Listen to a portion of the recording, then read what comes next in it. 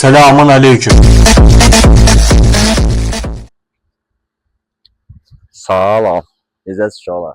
Deməli, ara gəlin bir şey Tufandağa. Amma birinci hissəmizdə hələ Şaxdağa deyil, amma Şamaxıdayıq.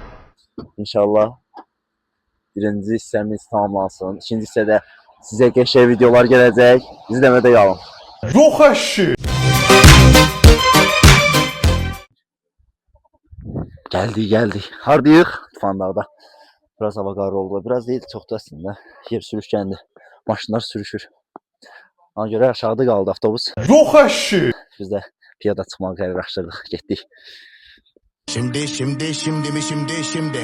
Kızlar güzeller Instagram'da 5 kız bir odada istek varsa vodka.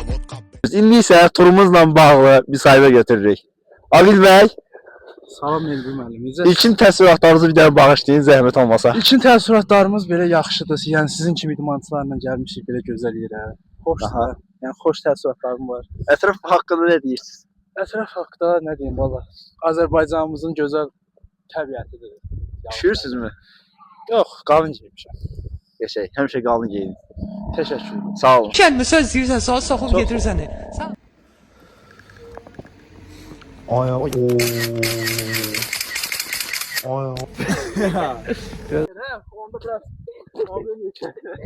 İlkin bəy, təəssüratlarınızı bağışlayın da bizə.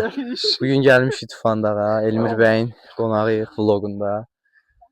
Hələ ki mənzərə ala, super çəkiliş gedir.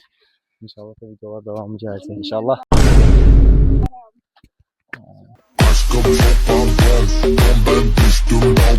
Bəli, gəldik Tufandağın ən gözəl mənzərələrindən birinə.